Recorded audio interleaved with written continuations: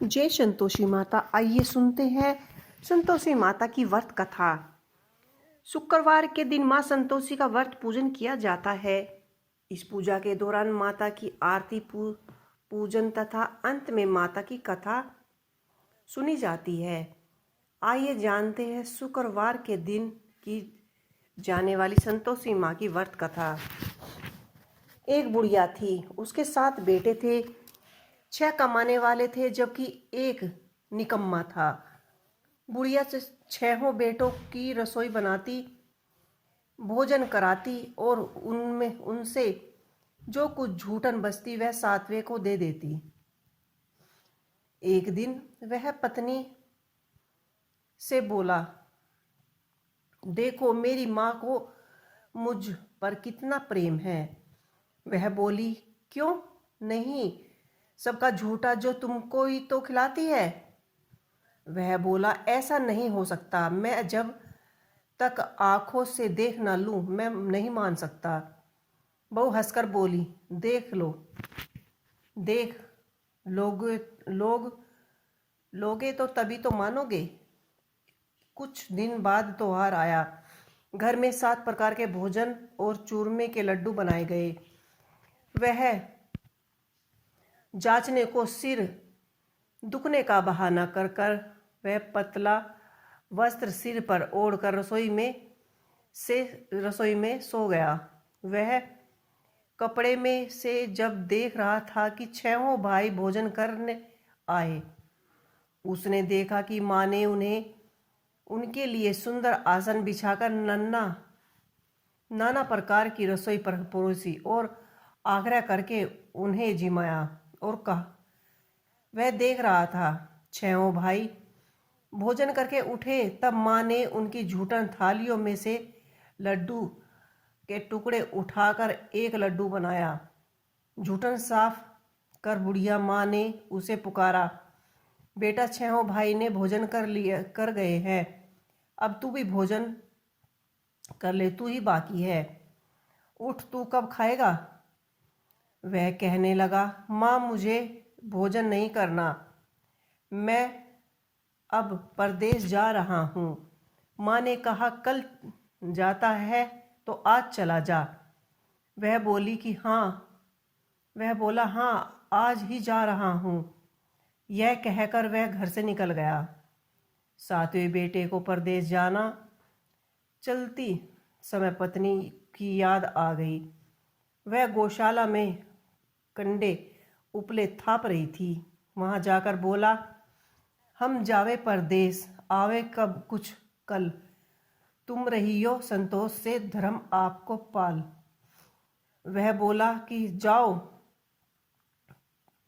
पिया आनंद से, हमारे सोच हटाए, राम भरोसे हम रहे, ईश्वर तुम्हें सहाय।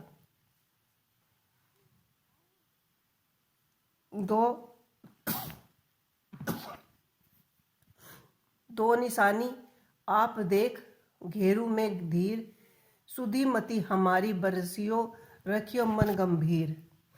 वह बोला कि मेरे पास तो कुछ नहीं, यही अंगूठी है, सो ले अब और अपनी कुछ निशानी मुझे दे।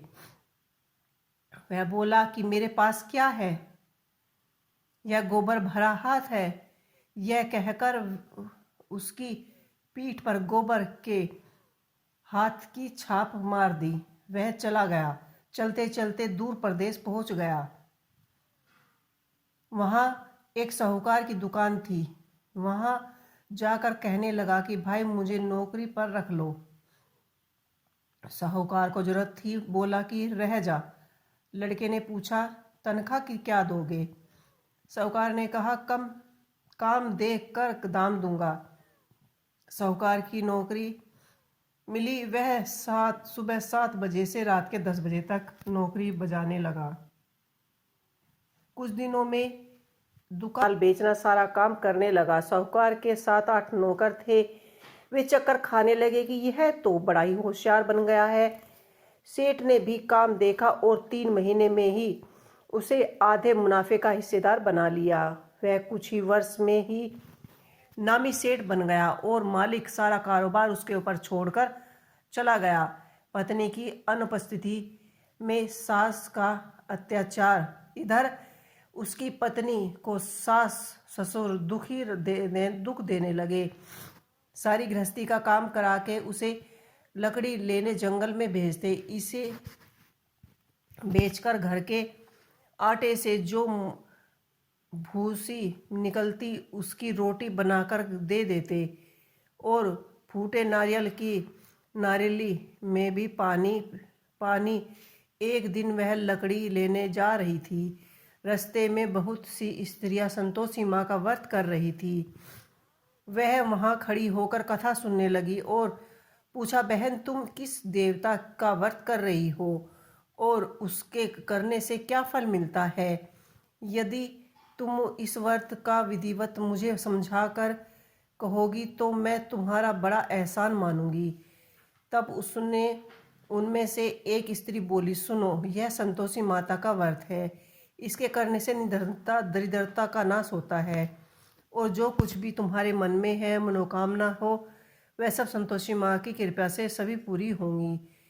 तब उसने उससे व्रत की पूजा विधि पूछी। वह भगतन स्त्री बोली कि 1.25 आने का गुड़ चना लेना, इच्छा हो तो 5.25 आने का लेना या 1.25 रुपये का भी सहूलियत के हिसाब से ले लेना। बिना परेशानी और श्रद्धा व प्रेम से जितने भी बन पड़े वह सवाया लेना। प्रत्येक शुक्रवार को निराहार रहकर कथा सुनना। उसके बीच क्रम टूटे नहीं, लगातार नियमित पालन करना। सुनने वाला कोई ना मिले तो घी का दीपक जलाकर उसके आगे या जल का पात्र को सामने रखकर कथा कहना। जब तक कार्य सिद्ध न हो नियमों का पालन करना और कार्य सिद्ध हो जाने पर व्रत का उद्यापन करना। किसी के ग्रह खोटे भी हो तो वे भी माता वर्ष भर में ही कार्य सिद्ध कर देती है। फल सिद्धि होने पर उद्यापन करना चाहिए, बीच में नहीं। उद्यापन से 8वें सेर आटे का खाजा तथा इसी परिणाम से खीर तथा चने का साग करना।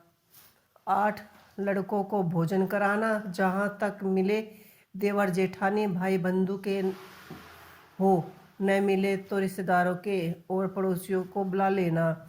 उन्हें भोजन करा यथावत शक्ति दक्षिणा दे देना और नियम पूरा करना। उस दिन घर में खटाई ना खाएं। यह सुन बुढ़िया के लड़के की बहू चल दी। रास्ते में लकड़ी के बोझ को बेच दिया और उसके पैसे से गुड़ चना ले माता के व्रत की तैयारी कर अगले दिन और सामने मंदिर देखकर पूछने लगी कि यह मंदिर किसका है। सब कहने लगे संतोषी माता का मंदिर है। यह सुनकर माता के मंदिर में जाकर चरणों में लेटने लगी। दीन हो विनती करने लगी, माँ मैं निपट अज्ञानी हूँ, व्रत के कुछ भी नियम नहीं जानती हूँ, मैं दुखी हूँ। हे माँ जगत जननी, मेरे दुख दूर करो, मैं तुम्हारी शरण में आई हूँ। माता को दया आई। एक शुक्रवार बीता था कि दूसरे को उसके पति का पत्र आया और तीसरे शुक्रवार को उसका भेजा हुआ पैसा आ पहुंचा। यह देख जेठ जेठानी मुंह सिकोड़ने लगे। लड़के ताने देने लगे। काकी के पास पत्र आने लगे, रुपये आने लगे। अब तो काकी की खातिर बढ़ गई। बेचारी सरलता से कहती, भैया कागज आवे रुपये आवे हम सब के लिए अच्छा है। ऐसा कहकर आंखों से आंसू भरकर संतोषी माँ के मंदिर में माहेश्वरी के चरणों में गिर कर रोने लगी। माँ मैंने तुमसे पैसे कम मांगे हैं, मुझे पैसे से क्या काम है, मुझे तो अपने सुहाग से काम है, मैं तो अपने स्वामी के दर्शन मांगती हूँ। तब माता ने प्रसन्न होकर कहा कि जा बेटे तेरे स्वामी आएंगे। यह सुनकर खुशी से बावली होकर घर में जा काम करने लगी। अब संतोषी माँ का विचार करने लगी, इस भोली पुत्री को मैंने कह तो दिया कि तेरे पति आएंगे, लेकिन कैसे? वह तो इसी स्वप्न में भी याद नहीं करता। उसे याद दिलाने को मुझे ही जाना पड़ेगा। इस तरह माता जी उस बुढ़िया के बेटे के पास जा स्वप्न में प्रकट होकर कहने लगी कि साहूकार के बेटे सो रहा है या जाग रहा है। वह कहने लगा कि माँ, सोता भी नहीं जागता भी नहीं, कहो क्या आज्ञा है। माँ कहने लगी कि तेरे घर कुछ है कि नहीं? वह बोला, मेरे पास तो कुछ भी नहीं है माँ, बाप बहू है, क्या कमी है? माँ बोली, भोले पुत्र, तेरी बहू घोर कष्ट उठा रही है, तेरे माँ बाप उसे परेशान कर रहे हैं, वह तेरे लिए तरस रही है, तू उसकी सुध ले। वह बोला, माँ जी यह तो मालूम है, परंतु जाऊं कैसे? परदेश की बात है, लेन देन का हिसाब नहीं, कोई जाने का रास्ता नहीं आता, कैसे चला जाऊं? माँ कहने लगी कि मेरी बात मान, सवेरे नहा धोकर संतोषी माँ का नाम ले, घर में घी का दीपक जला, दंडवत कर दुकान पर जा बैठा। देखते ही देखते सारा लेन देन चुक जाएगा, जमा का माल बिक जाएगा, साध होते होते धन का सारा भारी ढेर लग जाएगा।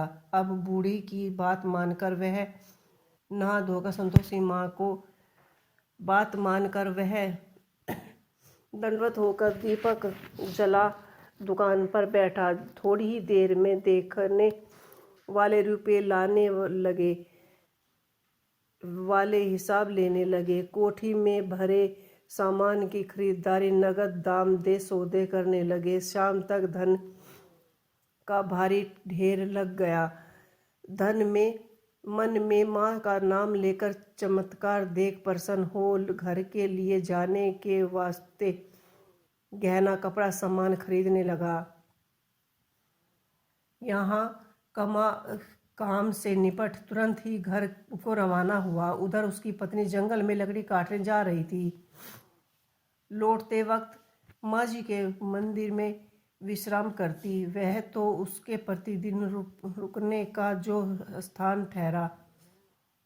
धूल उड़ती देख वह माता से पूछती है कि हे माँ, यह धूल कैसे उड़ रही है? माता कहती कि हे पुत्री, तेरा पति आ रहा है, अब तू ऐसे कर, लकड़ियों के 3 बोझ बना ले, एक नदी के किनारे रख और दूसरा मेरे मंदिर पर व तीसरा अपने सिर पर। तेरे पति को लकड़ियों का गट्ठर देख मोह पैदा होगा, वह यहाँ रुकेगा, नशा पानी खाकर माँ से मिलने जाएगा, नाश्ता पानी खाकर माँ से मिलने जाएगा। अब तू लकड़ियों का बोझ उठाकर जाने और चौक में गट्ठर डालकर जोर से आवाज़ लगाना, लो सासू जी लकड़ियों का गट्ठर लो, भूसी की रोटी दो, नारियल के कपड़े में पानी दो, आज मेहमान कौन आया है? माता जी से बहुत अच्छा कहकर वह प्रसन्न मन से लकड़ियों के 3 गट्ठर बनाए, एक नदी के किनारे पर और एक माँ जी के मंदिर में रख दिया। और इतने ही मुसाफिर आ पहुँचा। सूखी लकड़ी देख उसकी इच्छा उत्पन्न हुई कि हम यहीं पर विश्राम करें और भोजन बनाकर खाकर पीकर गांव जाए। इसी तरह रुक कर भोजन बनाया, विश्राम करके गांव को गया। सबसे पहले प्रेम से मिला। उसी समय सिर पर लकड़ी का गट्ठर लिया। वह उतरवाली सी आती है, लकड़ियों का भारी बोझ आंगन में डालकर जोर से 3 आवाज़ देती है, लो सासू जी लकड़ियों का गट्ठर लो, भूसी की रोटी दो, आज मेहमान कौन आया है? यह सुनकर उसकी सास बाहर आकर अपने दिए हुए कष्टों को भूलने हेतु कहती है, बहू ऐसा क्यों कहती हो? तेरा मालिक ही तो आया है, आ बैठ, मीठे भात खा, भोजन कर, कपड़े गहने पहन। उसकी आवाज़ सुन उसका पति बाहर आता है, अंगूठी देख व्याकुल हो जाता है। माँ से पूछता है कि माँ यह कौन है। माँ बोली, बेटा यह तेरी बहू है। जब से तू गया है तब से सारे गांव में भटकती फिरती है, घर का काम काज कुछ नहीं करती, चार पहर आकर खा जाती है। वह बोला, ठीक है माँ, मैंने इसे भी देखा और तुम्हें भी। आज दूसरे घर की ताली दे दो, उसमें रहूँगा। माँ बोली, ठीक है, जैसे तेरी मर्जी। तब वह दूसरे मकान की तीसरी मंजिल का कमरा खोलकर सारा सामान जमाया। एक दिन में राजा के महल जाकर ठाट बाट बन गए। अब क्या था, बहू सुख भोगने लगी। इतनी में शुक्र आया। शुक्रवार के व्रत के उद्यापन में हुई भूल किया खटाई का इस्तेमाल। उसने पति से कहा कि मुझे संतोषी माँ का व्रत का उद्यापन करना है। पति बोला, खुशी से कर लो। वह उद्यापन में तैयारी करने लगी। जेठानी के लड़कों को भोजन के लिए कहने लगी। उन्होंने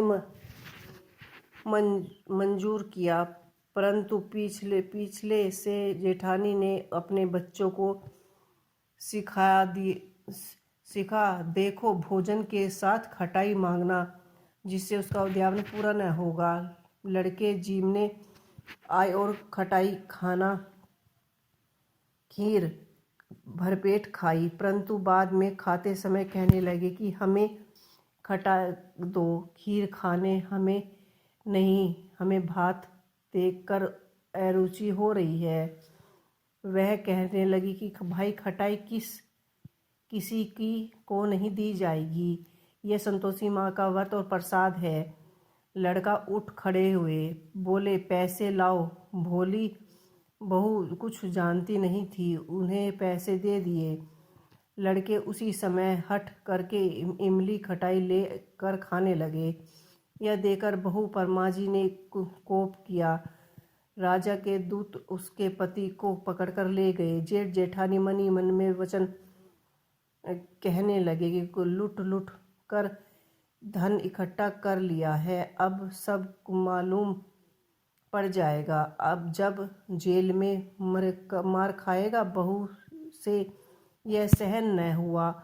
संतोषी माँ से माफ़ी मांगने लगी और रोती हुई माँ जी के मंदिर में गई और कहने लगी कि माँ, तुमने क्या किया, हंसा कर अब भक्तों को रुला दिया। माँ बोली, बेटी तूने उद्यापन करके मेरा व्रत भंग किया है। वह कहने लगी कि माता, मैंने कुछ अपराध किया है, मैंने तो भूल से लड़कों को पैसे दिए थे, मुझे क्षमा कर दो, मैं फिर से तुम्हारा उद्यापन करूँगी। माँ बोली, अब भूल मत करना। वह कहती है, अब भूल नहीं होगी, अब बताओ, मैं वैसे ही करूँगी। माँ बोली, जा पुत्री, तेरे पति तुझसे रास्ते में आते मिलेंगे। वह निकली, राह पर उसका पति आता मिला। वह पूछी, कहाँ गए थे। वह कहने लगा, इतना धन जो कमाया है उसका टैक्स राजा ने मांगा था, वह भरने गया था। वह प्रसन्न होकर बोली कि भला हुआ, जब घर को चलो। कुछ दिन बाद फिर शुक्रवार आया। वह बोली, मुझे फिर से माँ का उद्यापन करना है। पति ने कहा, करो।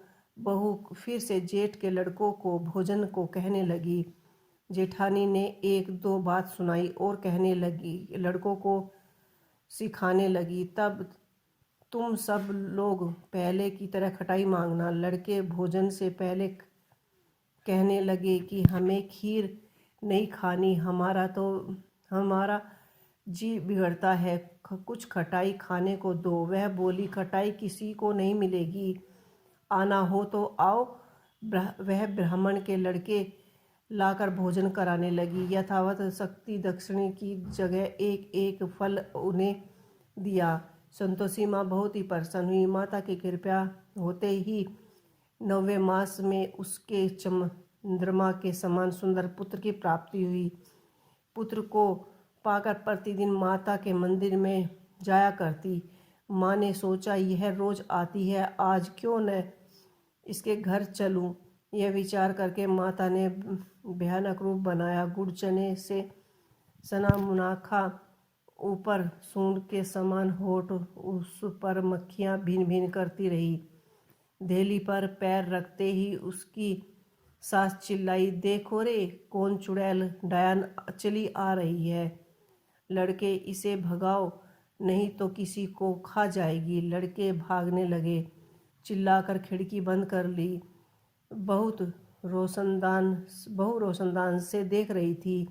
प्रसन्नता से पगली बन चिल्लाने लगी, आज मेरी माँ जी मेरे घर आई है। वह बच्चों को दूध पिलाने से हटती है। इतने में सास का क्रोध फट जा पड़ता है। वह बोली, क्या उत्पात हुआ है, बच्चों को पटक दिया। इतने में माँ के प्रकोप से लड़के की नज़र आने लगी। वह बोले कि माँ, मैं जिसका व्रत करती हूँ यह वही संतोषी माँ है। सबने माँ जी के चरण पकड़ कर लिए और विनती कर कहने लगी कि हे माँ, हम मूर्ख हैं, अज्ञानी हैं, तुम्हारा व्रत का विधि हम नहीं जानते। व्रत भ्रम कर हमने बड़ा अपराध किया है। जग माता आप हमारा अपराध क्षमा करे। इसी प्रकार प्रसन्न हुई। बहू को प्रसन्न हो, जैसा फल दिया वैसा माता सबको दे। जो पढ़े उसकी सभी मनोरथ पूर्ण करे। तो बोलो संतोषी माता की जय। दोस्तों, आपको यह कहानी कैसी लगी मुझे कमेंट बॉक्स में लिख के अवश्य ही बताइएगा।